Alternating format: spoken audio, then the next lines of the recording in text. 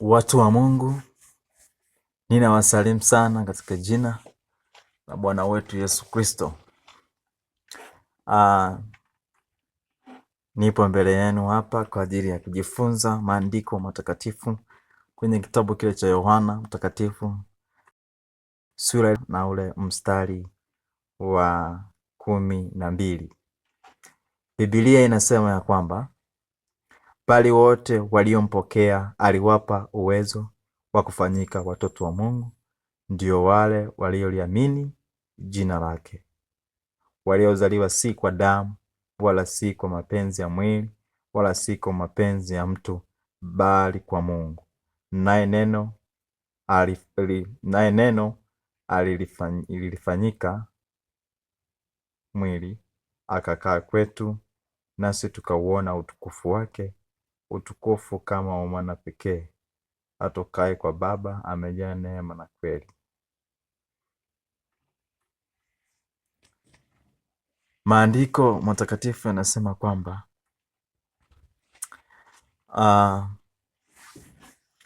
bali wote waliompokea aliwapa uwezo wa kufanyika watoto wa Mungu.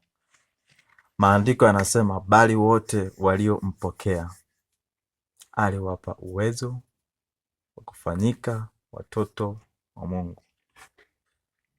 Naposema kwamba walifanyika watoto wa Mungu, maana yake tumepewa uwezo na Mungu. Bali wote waliompokea. Ukimpokea Mungu, ukampokea Bwana wetu Yesu Kristo, unafanyika kuwa mtoto wa Mungu. Kwa hiyo yule mtu aliyempokea Bwana, yote yule aliyempokea Bwana amefanyika kuwa mtoto wa Mungu. Maana yake sisi hapa ni watoto wa nani? Wa Mungu. Kama sisi ni watoto wa Mungu, lazima tumpokee. Maana yake haya ni maandiko yanazungumzwa ya kwamba bali wote waliompokea, waliolipokea jina la Yesu Kristo, wamefanyika kuwa watoto wa Mungu.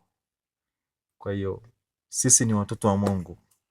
Wewe ni mtoto wa Mungu, unayenisikiliza wewe ni mtoto wa Mungu. Lakini kikubwa cha kusimama na jitihada kubwa sana ya kusimama ni kufanyika kuwa mtoto wa Mungu. Neno letu linasema kwamba walifanyika kuwa watoto wa Mungu. Kwa lazima ufanyike kuwa mtoto wa Mungu. Yaani ujikane wewe kwamba mimi ni mtoto wa nani? Ni mtoto wa Mungu. Maana kama wewe ni mtoto wa Mungu, lazima ufanye mapenzi yanayempendeza Mungu siku zote za maisha yako. Na mtu yote ambaye ni mtoto lazima anafuata njia za mzazi au mlezi wake. Kwa hiyo sisi tunaye mzazi wetu ambaye ni Mungu, anatulea. Kwa lazima tufuate njia zake anazotaka ili aendelee kutulea vyema. Kwa hiyo Mungu wetu ni mwaminifu sana. Ukipokea jina la Bwana wetu Yesu Kristo, lazima ufuate njia, ufuate kanuni za baba yako, ufuate kanuni za Mungu wako. Kwa hiyo usipofuata kanuni za Mungu wako, maana yake wewe huwezi ukawa mtoto wa Mungu. Bali wote waliompokea walifanyika kuwa watoto wa Mungu.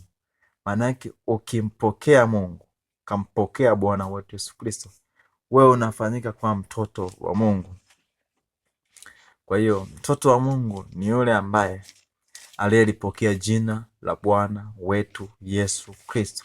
Kwa hiyo maandiko yanatufunza kwa undani zaidi ya kwamba bali wote waliompokea aliwafanya uwezo wa kufanyika watoto wa Mungu, ndio wale walioliamini jina lake.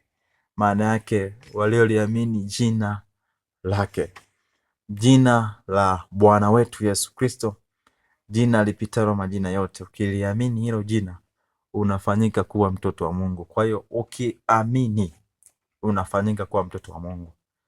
Shika hiyo na Mungu akusaidie sana kwamba fanyika kuwa mtoto wa Mungu. Hiyo shika pointi sana kwamba mimi nataka nifanyike kuwa mtoto wa Mungu. Yaani nataka nifanyike kuwa mtoto wa Mungu. Maana yake mtoto wa Mungu ni yule ambaye amelishika jina la Mungu. ni mtoto wa Mungu. Kwa hiyo ufanyike kuwa mtoto wa Mungu, fanyika kuwa mtoto wa Mungu siku zote za maisha yako. Baki na neno hili na Mungu akubariki sana. Amen.